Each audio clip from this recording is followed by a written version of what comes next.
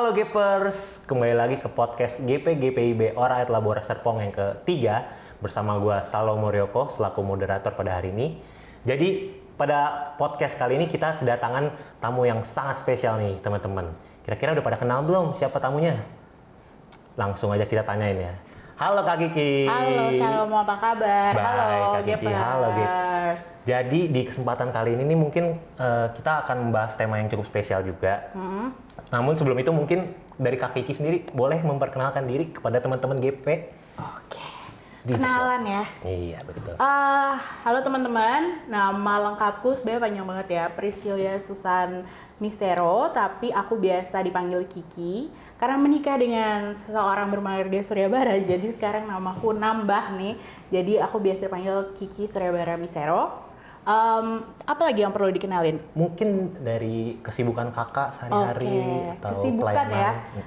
Saat ini melayani sama ya dengan teman-teman di GPIB Ora et Labora. Saat ini lebih fokus di pelayanan di PT sebagai ketua dan pengurus, terus juga dapat berkat juga bisa melayani nggak cuma di jemaat aja tapi juga di Mupal sebagai KP3 atau zaman dulu kita nyebutnya Korwil ya. Korwil. Seperti itu. Pernah juga ya agak lama juga lah main-main sama waktu zaman GP dulu di kepengurusan. Aktivitas sehari-hari bekerja. Jadi ibu beranak satu. Ibu beranak satu yang juga adalah seorang pekerja. Pekerjaannya lebih banyak di bidang human resource consultant gitu. Thank you Kak Kiki buat perkenalannya. Jadi kita bakal masuk ke tema podcast kita pada hari ini teman-teman. Jadi tema kali ini tuh cukup spesial karena bisa dilihat dari dekorasi dan dress code yang kita udah siapin. Baju kita ya. Betul. Jadi tema kali ini tuh kita bahas tentang Valentine atau tentang hari kasih sayang dalam konteks relationship maupun pacaran atau dating. Begitu Kak. Oke. Mungkin sebagai pertanyaan pembukaan nih Kak. Menurut Kakak apa sih yang dimaksud dengan pacaran versi Kakak? Waduh. Tegang banget ya. Betul. Coba boleh Kakak berbagi cerita tentang pengalaman zaman dulu gitu ya. Boleh Kak sharing dikit-dikit nggak apa-apa. Oke. Menurut aku sih kalau kita ngomongin soal pacaran itu kan ya ngomongin kita memberikan waktu gitu ya, memberikan pikiran dan juga perasaan, ya maksudnya psychologically and mentally attached gitu ya. Betul. Untuk lebih mengenal seseorang loh ya, jangan banyak. Oke, baik dicatat. Seseorang gitu kan, secara mendalam lebih dari teman-teman kita yang lainnya gitu. Betul. Mungkin aku boleh bahas sedikit nih Kak. Kan kita tuh sebelum bisa tertarik dengan seseorang ini pasti ada hal-hal yang perlu kita persiapkan nih, kayak misalnya kita tuh cari tahu dulu nih dia tuh sebenarnya gimana sih orangnya atau gimana. Kalau dari Kak Kiki sendiri tuh untuk memulai sebuah hubungan atau pacaran itu kira-kira apa sih yang perlu kita persiapkan sebagai anak muda, baik dari laki-lakinya Kak atau dari perempuannya, kira-kira apa sih yang harus kita persiapin? Nah, oh ya, mungkin aku nambahin dikit kali ya dari tadi definisi yang aku bilang soal pacaran gitu. Kita namanya juga kita memberikan waktu kita, tenaga kita, pikiran kita gitu kan untuk bisa mengenal seseorang dengan lebih dalam dibandingin teman-teman kita yang lainnya. So, yang namanya pacaran itu sesuatu yang purposefully sih sebenarnya. Bener nggak? Lu sengaja emang lu memutuskan melakukan itu gitu. Dan bagi-bagi hidup dan waktu kita sama orang lain gitu kan, itu bukanlah hal yang mudah juga ya, dan nggak selalu menyenangkan, bener nggak? Ya, betul. Nah makanya kalau pertanyaannya adalah apa sih yang harus kita siapin, ya pertama harus nyiapin diri kita sendiri dulu gitu banget. ya, bahwa yes at some level gue bersedia untuk berbagi sama orang lain. Karena emang purpose-nya adalah tujuannya semakin mengenal, ya berbagi itu tentu bertahap ya. Tapi bersedia untuk membuka diri, supaya orang juga mengenal diri kita lebih banyak gitu kan. Bersedia juga untuk memberikan diri kita juga dalam arti waktu kita, perhatian kita, dan hal-hal lainnya lah yang mungkin jadi kebutuhan pasangan kita dan kita bisa gitu memenuhinya gitu kan, yang nggak berlawanan dengan prinsip-prinsip yang kita punya juga. Betul. Kayak gitu. Jadi ya kalau pertanyaannya apa sih yang harus kita siapin, ya pertama banget sih kalau menurut gue sebelum lo pacaran ya pikirin Diri lo kita siap sendiri. apa enggak diri Betul. kita sendiri dulu gitu. Sementara yang lain-lainnya itu kan sebenarnya bisa negotiable lah ya. Ya, benar. Misalnya gue mau pacaran tapi budget uang jajan atau tabungan gue nggak berlebihan, oke. Benar. Kita bisa pikirin lah ya bentuk date-nya yang kira-kira masuk nih dengan kondisi kita masing-masing tuh yang kayak gimana gitu kan. Tapi kan yang nggak bisa dinegoin adalah kesiapan lo, diri sendiri, kesiapan benar. kita sendiri untuk mau berbagi sama orang yang kita komitmenkan dalam sebuah hubungan. Betul. Gitu. Tuh teman-teman. Jadi sebelum memulai sebuah hubungan kita harus mempersiapkan diri kita terlebih dahulu. Oke? Lanjut.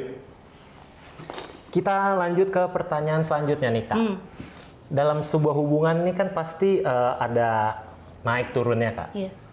Tapi aku di sini mungkin mau highlight kira-kira menurut Kakak pribadi apa sih yang dimaksud healthy dating atau relationship goals dari Kakak? Semasa Kakak menjalani hubungan itu kira-kira healthy dating itu seperti apa sih yang Kakak maksudkan gitu? Oke, ngomongin healthy dating ya kita kan ya sebagai seorang pemuda Kristen ya, Betul. kita kan tentu kan kayak lagu yang tadi di awal kita udah nyanyiin juga ya kan, bahwa ya kenapa sih lo bisa memberikan kasih sama orang ya karena kita udah terlebih dahulu dikasih Kasih juga. Nah terus juga kalau di dalam Alkitab juga dibilang bahwa at the end of the day seorang laki-laki itu meninggalkan keluarganya dan berkumpul dengan istrinya itu on purpose gitu. Jadi kalau menurut gue healthy dating yang pertama kali itu bukan karena gue iseng. Jadi bukan kayak ya mumpung nih kayaknya di gue lagi kosong, dia juga lagi kosong gitu kan. Bener. Kayak seru juga nih gitu. Enggak, walaupun kita nggak ngomongnya mau kawin besok gitu kan, tapi pacaran versi anak Tuhan tuh menurut gue sesuatu yang harus purposefully. Ditujuan. Iya, sesuatu yang harus bertujuan gitu. Bertujuan ke depan emang gue bukan cuma mau ngambil benefit dari lo ataupun sebaliknya lo mau ngambil benefit dari gue. Enggak, tapi kita emang tahu bahwa kita nih mengarah kepada satu hal yang Lebih serius. membuat kita jadi lebih baik. Itu kan, membuat kita jadi lebih baik dari waktu ke waktu gitu. Kalau membuat kita lebih baiknya ujungnya adalah pernikahan gitu, yes, let's go for it. Tapi kalau membuat kita lebih baiknya hubungan ujungnya adalah nggak bersama-sama, ya nggak ada masalah juga gitu. Tapi yang jelas niatnya tuh dari awal tuh bukan cuman iseng-iseng aja. Menurut gue itu sih salah satu kunci dari dating yang sehat. Terus yang kedua yaitu harus bisa menumbuhkan kita bareng-bareng gitu. Jadi grow together itu penting banget sih menurut gue dalam sebuah healthy relationship gitu. Kira-kira kalau dari Kakak ada nggak nih pengalaman mungkin mau di sharing gitu seputar grow together? Grow together ya. Boleh. Hah, gue belum izin sih sharing cerita gue ya. Dikit-dikit aja Kak, Relatif nggak apa-apa. gitu ya. Gue pacaran lama sih, 8 tahun. 8 tahun 8 teman-teman. tahun sebelum akhirnya menikah. Dan ya pacarannya juga nggak mulus-mulus banget juga, ya ada ups and down-nya. Tapi pada waktu kita memulai satu hubungan itu, kita udah sama-sama tahu bahwa kita nggak lagi main-main doang ya gitu ya. Oke. Tapi gue punya sesuatu yang kepengen gue kejar di dalam kehidupan gue secara personal. Dia juga punya sesuatu yang kepengen dia kejar di personal life-nya dia. Dan salah satu hal yang menurut gue mungkin bisa dibilang, gue nggak tahu sih, cuman mungkin bisa dibilang sebagai grow together adalah salah satunya adalah kita memberikan kesempatan gitu untuk setiap dari kita gitu, gue dan pasangan gue, untuk bisa juga pursue his own life and dream gitu. Betul. Jadi bukan adanya kita, keberadaan kita juga malah menutup-nutup impian atau apa yang menurut dia jadi satu indikator kesuksesan buat dia, tapi justru keberadaan kita tuh harusnya sesuatu yang menopang dan mendorong gitu. Terus yang kedua, mungkin juga yang gue lumayan ini ya, karena kita juga di dalam proses ini kita berdoa bareng sih, maksudnya ya bukan berarti terus kayak kudus-kudus mulu gitu ya, maksudnya dalam setiap hal kita berdoa, kayaknya nggak gitu juga sih. Cuman maksudnya bahwa kita tuh di dalam fase-fase yang nggak oke di dalam relationship kita gitu ya, yang kayaknya aduh kayak berat banget nih. Gue salah satu yang gue syukuri sampai sekarang adalah karena kita bisa memutuskan untuk kita berdoa bareng yuk untuk hubungan ini gitu. Menurut gue itu lumayan menguatkan gue, dan rupanya juga mungkin begitu halnya juga dengan dia ya. Ya gue harap sih begitu ya, makanya kita akhirnya memutuskan menikah ya nggak guys? Kalau nggak ngapain nih nggak sih? Ya gitu sih maksud gue, itu penting banget juga. Jadi mungkin kesimpulannya, lo saling memberikan ruang juga untuk bisa explore diri lo gitu kan, dan impian-impian lo sendiri, dan peran kita adalah kita suportif.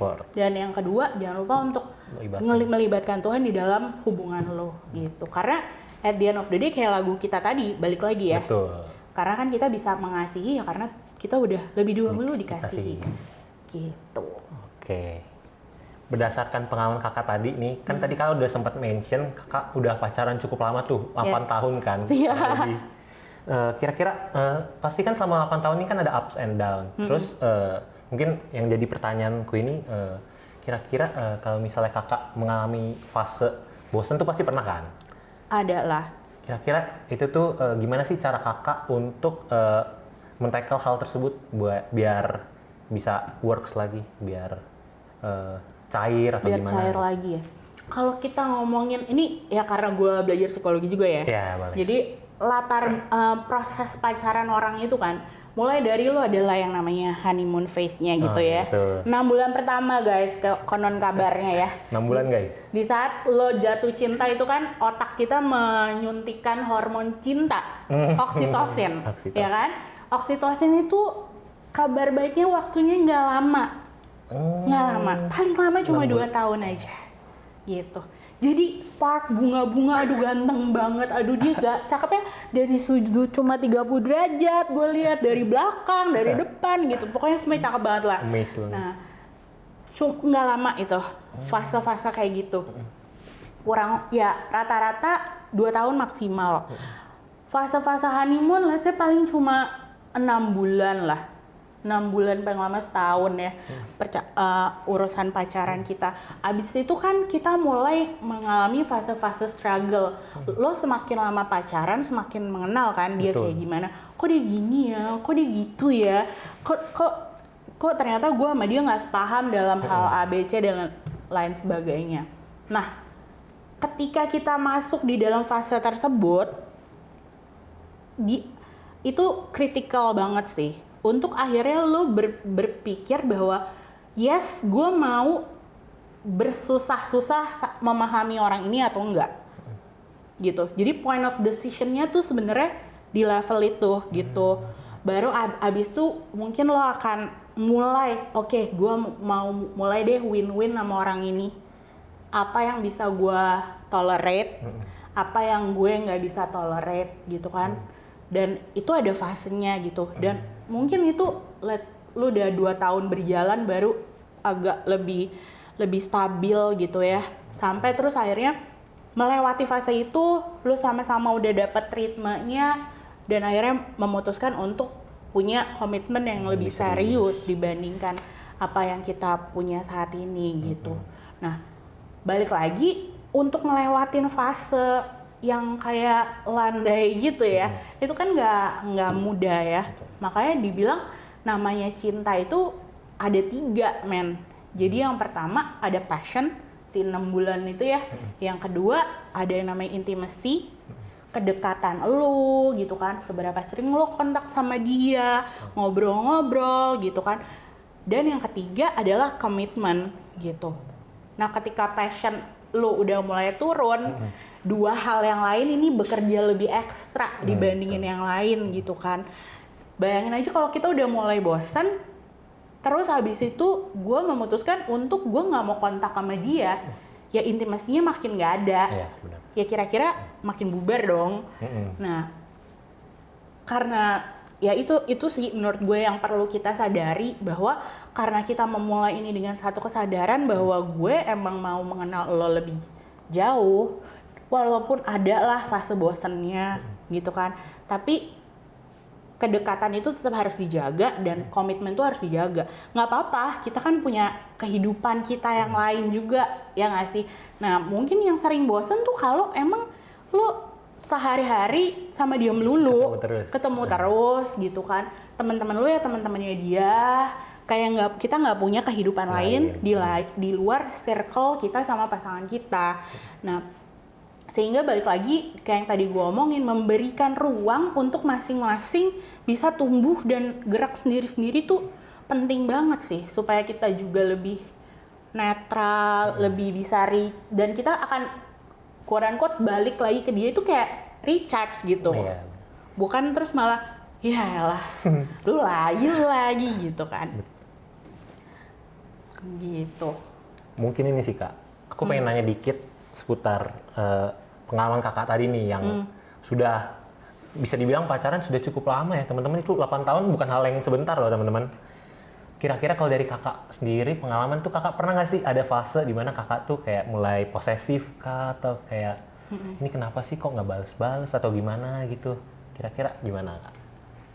Ada sih, pastilah gitu kan. Kalau enggak mungkin lo mempertanyakan juga ya, 8 tahun lo gak ada gitu-gitunya, gue sayang apa enggak sih sama nih orang, bener nggak? Nah, kan namanya kita itu kan manusiawi banget ya, punya yang namanya insecurities gitu kan. Benar. Insecuritiesnya itu dari zaman dulu, maksud gue zaman dulu tuh dari zaman Charles Darwin juga, ya kan. Permasalahannya adalah gue bakalan eksis terus atau enggak, benar nggak? Survival of the fittest kan gitu. Sebenarnya ngomongin gue nih bakalan replaceable atau enggak sih, ya baik di pekerjaan gue, kehidupan gue, termasuk dengan hubungan itu kan. Sehingga ya mungkin aja sih gue ada lah waktu-waktu kok gue nggak dibales sih, kok lama banget nggak responsif gitu kan. Ada, tapi terus terang nggak banyak sih, nggak banyak fase-fase yang kayak gitunya. Ada tapi nggak sampai yang mengganggu banget. Pernah lah ada yang sampai mengganggu banget, tapi kayaknya berjalan dengan waktu, semakin gue juga kenal dia, bahwa sampai sekarang juga kalau di WA balasnya lama gitu kan. Jadi ya memberi ruang. Ya gue nggak terlalu punya apa ya, itu kan tentang kita dan ekspektasi kita at the end of the day, ya nggak sih? Jadi ya gue memanage ekspektasi gue juga gitu, tentang gimana gue handling apa gue berhubungan sama orang ini, kayak gitu sih. Kakak pernah dengar gak sih Kak sama suatu terms atau kata gitu, love is blind?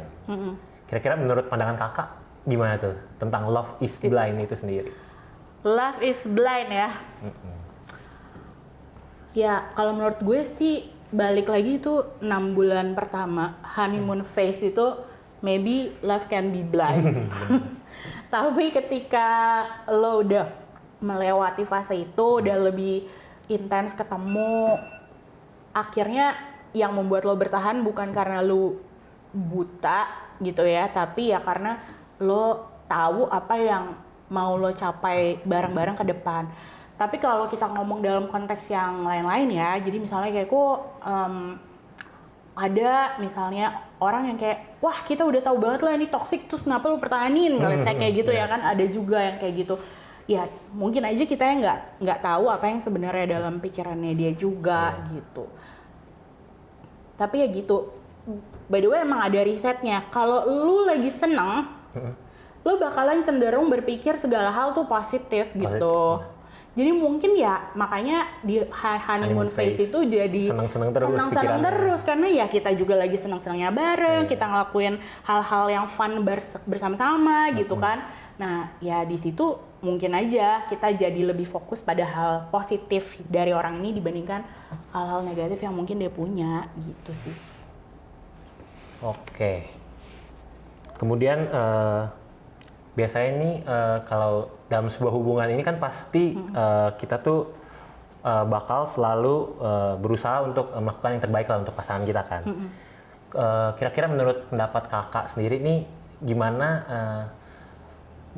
point of view kakak soal pasangan yang mengetes atau menguji dari pasangannya sendiri, kayak misalnya dia itu sengaja nih doing on purpose, misalnya dia sengaja ngilang atau sengaja nggak bales atau gimana gitu kak. Kan itu misalnya dia lagi ada di fase bosen kah atau gimana, dia mencoba mencari sparks lagi. Yeah. Tapi caranya mungkin kadang bisa dibilang rada toxic. Kira-kira kalau dari kakak pribadi gimana pendapatnya? Kalau menurut gue ya, kalau ngetes sih, ya balik lagi semua orang punya caranya sendiri untuk bisa menjalankan hubungan pacarannya dia ya kan. Dan juga punya caranya sendiri untuk menunjukkan insecurities yang dia punya gitu. Nah bisa jadi dengan ngetes. Sebenarnya kadang-kadang gue suka berpikir gini sih, kalau lo ngetes pasangan lo gitu kan, sebenarnya lo lagi ngetes pasangan lo atau lo sebenarnya lagi ngetes hati lo sendiri sih? Bener nggak sih? Mempertanyakan. Iya dong gitu kan. Kenapa harus dites juga ketika lo ngerasa lo sebenarnya udah konten yang menurut gue sih nggak perlu ya melakukan itu gitu. Tuh, tolong dicatat guys. Menurut gue ya ngetes itu. Karena gini, kadang-kadang lo cuma berani di inisiatifnya ngetesnya, tapi lo mungkin nggak siap juga untuk menerima feedbacknya. Betul, gitu nggak? iya. Karena kan kadang-kadang feedbacknya jauh di luar apa yang lo perkirakan, bener nggak sih? Ya mungkin aja oke lah responnya baik, tapi begitu ternyata pacar lo tahu bahwa dia lagi dites, terus malah dia jadi marah dan lain sebagainya, itu kan efek lanjutan ya, Bo, yang nggak bisa dilepasin dari inisiatif ngetes lo tadi gitu. Nah, lu udah siap belum? Udah sampai situ gitu. Jadi menurut gue sih nggak perlu ya. Gue sih sampai gue nggak nemu ininya lah gitu. Point of view-nya kenapa lo harus ngetes kayak gitu. Jadi balikinlah pertanyaan itu ke diri lu. Sebenarnya yang ragu itu dia atau lu gitu. Tuh teman-teman, tolong dicatat, tolong di quotes perkataan dari Kak Kiki. Iya kan? Kalian harus meyakinkan diri kalian sendiri dulu sebelum mempertanyakan orang lain, oke? Iya, jadi betul sekali. Nggak perlu ngetes. Lanjut untuk pertanyaan berikutnya nih Kak. Jadi sekarang kita masuk ke pertanyaan dalam mencari seorang pasangan hidup nih Kak. Iya. Kan tadi seputar berat ya, makin susah ya. Betul. Jadi sekarang kita masuk ke pasangan tersebut. Jadi kita pengen tahu nih Kak. Kira-kira kalau dari kakak sendiri tuh ada nggak sih tolak ukur yang kakak pakai untuk menemukan seorang pasangan? Kayak misalnya dulu kakak pas awal-awal mau pacaran sama suami kakak, kira-kira itu kakak udah pasang tolak ukur atau parameter sendiri nggak sih? Kira-kira aku mau cowok yang seperti ini atau kayak gimana? Boleh, silakan Kak. Pertanyaan yang sulit ya. Tolak ukur ya, menurut gue kalau ngomongin tolak ukur kan bisa limitless, bener gak sih? Betul. Cuman yang pertama banget gue ya harus seiman lah ya, harus seiman, kita berlandaskan pada satu hal yang sama gitu. Karena kita ngomongin kita mau bawa kemana nih Bahtera kehidupan gitu kan. Ya itu karena menurut gue urusan perihal keimanan gitu ya, kita sebagai orang Kristen adalah suatu hal yang utama gitu kan, dan dasar kita dalam melakukan sesuatu juga karena kasih kita sama Tuhan gitu kan. Jadi menurut gue seiman itu jadi yang pertama banget. Terus terang kalau buat gue agak gue suka membahasakannya nih, mohon maaf ya kalau ada yang nggak sepakat ya. Cuma gue suka berpikir, aduh repot-repot banget sih lu gitu. Karena ya prosesnya tuh akan jauh lebih panjang. Walaupun yang seiman juga belum tentu prosesnya mulus juga ya. Cuman kayaknya kan lu nambahin satu problem yang iya, satu filter lagi gitu kan. Kayak dokumen udah banyak gitu, maaf nyelip satu lagi gitu. Ya, jadi kalau bisa dieliminir menurut gue itu akan jauh lebih baik buat gue.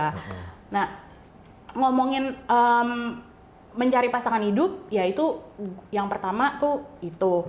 Lalu gue sebenarnya nggak terlalu punya yang harus gini yang list seperti itu ya. Ya tapi tentunya gue berharap gue dapat pasangan pada waktu itu yang gue doakan ya. Ya tentu yang juga bisa membuat gue ngerasa nyaman untuk bisa yaitu bertumbuh bersama-sama di dalam banyak hal. Karena kan kehidupan pernikahan nantinya itu kan ya nggak selamanya enak juga gitu. Nah sehingga gue nggak pernah berpikir bahwa gue nyari orang yang bisa ngelengkapin gue. Gue nggak berpikir kayak gitu, karena menurut gue ketika lo memutuskan untuk bersama-sama seseorang, lo harus utuh dulu gitu. Berarti nggak perlu fill the void gitu ya Kak, jadi? Iya, jadi harus sama-sama. Iya, kita harus satu lawan satu gitu, bukan gue 0 dia 1 atau dia 1 gue 0 gitu, nggak kayak gitu. Nggak balance. Jadi sesuatu yang gue emang memutuskan akhirnya untuk gue bersama-sama dengan dia, bukan kayak I cannot live without you gitu. Gue bisa hidup sendiri, tapi gue mau hidup gue akan become the merrier gitu ya, lebih gembira kalau kita jalaninnya tuh bareng-bareng gitu. Gitu sih. Itu menurut gue yang gue doakan, gue kepengen dapat pasangan yang kayak gitu. Jadi kita sama-sama bisa melengkapi landasannya, kita punya keimanan yang sama, visi kita sama gitu. Itu sih kalau gue yang gue doain, sebatas itu aja. Menurut gue yang lain-lainnya ya itu berkat aja lah gitu, berkat aja. Menyesuaikan benar. Kalau selera hidung lo suka cowok model kayak gimana, dapet ya model kayak gimana, ya itu rezeki lo juga gitu kan. Betul. Begitu pula sebaliknya gitu. Jadi menurut gue yang lain itu tambahan-tambahan aja. Yang penting berarti teman-teman kita harus selalu mengutamakan yang sepadan. Sepadan, setuju banget. Nah, ngomong-ngomong soal sepadan nih Kak, kira-kira gimana sih kita bisa tahu atau peka bahwa pasangan kita ini itu ternyata berasal dari Tuhan atau sepadan dengan kita? Pertama-tama kalau ngomongin sepadan sama kita, itu nggak bisa juga lo baru ketemu seminggu 2 minggu terus lo tahu dia sepadan sama lo, benar nggak? Jadi itu adalah sesuatu yang through times gitu. Pada akhirnya lo akan menemukan itu gitu. Kalau kita ngomongin hal duniawinya gitu ya, atau mungkin bukan hal duniawi ya, hal fisikal lah ya, hal fisikal. Gue setuju sih, somehow kita emang mesti nyari yang emang kompatibel lah sama kita. Lo nyari gadget aja mesti kompatibel, bener nggak? Nah, gimana kita mau nyari pasangan hidup? Bener. Lo selektif juga, lo milih laptop aja researchnya panjang gitu kan. Nah, apalagi ini gitu. Jadi prosesnya emang harus melalui fase-fase waktu tertentu. Proses bersamanya mungkin ups and down-nya lu dapet gitu kan, baru lu akhirnya merasa bahwa oh ya orang ini emang worth it, ya kan, worth it untuk gua bela-belain gitu bersama-sama dia melewati hari-hari gue ke depan yang mungkin gak selamanya mudah gitu. Dan kalau gue sih selalu doain pasangan lu sih, sekalipun lu baru mulai pacaran, sekalipun mungkin lo nggak mesti juga doanya bareng-bareng gitu, enggak sih. Cuman kan setiap keputusan kita itu penting ya. Kita berharga di mata Tuhan. Tuhan juga pengen juga dengar anaknya bilang bahwa Tuhan, aku lagi deket nih sama ini. Menurut Tuhan gimana gitu. Doain dia gitu. Dan ya minta Tuhan juga untuk membuat lo peka. Apakah ini adalah jalan yang Tuhan mau atau enggak. Seperti itu. Tuh teman-teman, berarti kita harus selalu melibatkan Tuhan dalam setiap keputusan kita. Harus. Benar nggak teman-teman? Oke. Jadi sebagai pertanyaan penutup nih atau closing statement nih, kira-kira dari kakak sendiri ada nggak sih tips maupun quote yang kakak pakai untuk menjalankan healthy dating kakak semasa pacaran ataupun tips buat teman-teman GP sekalian untuk mencari pasangan yang sepadan nih? Gimana nih kak? Mana ya? Oh, mungkin gini dulu ya. Gue kalau kita kepengen punya hubungan sama orang gitu, yang langgeng gitu kali ya. Ya mungkin harusnya lebih banyak nih oma opa yang bisa cerita lebih banyak dari gue sih. Cuman menurut gue dulu salah satu gue anggap beliau guru gue lah. Dia bilang gini, you have to deal with yourself before you can deal with others. Gitu. Jadi menurut gue itu nampol banget ya buat gue di dalam ya ngomongin relationship maupun kita ngomongin soal apapun, professional life kita, hubungan kita sama keluarga di rumah, semuanya itu penting banget. Sehingga menurut gue nomor satu banget, kita harus yakin dulu dan beres dulu sama diri kita sendiri ya. Dan itu tuh kita harus yakin bahwa hey, lo tuh berharga. Jadi lo nggak akan nyari orang gitu ya yang mungkin akan melukai lo terang-terangan dan lo akan tetap berasa bahwa ya karena gue emang nggak worth it gitu. Ya nggak sih?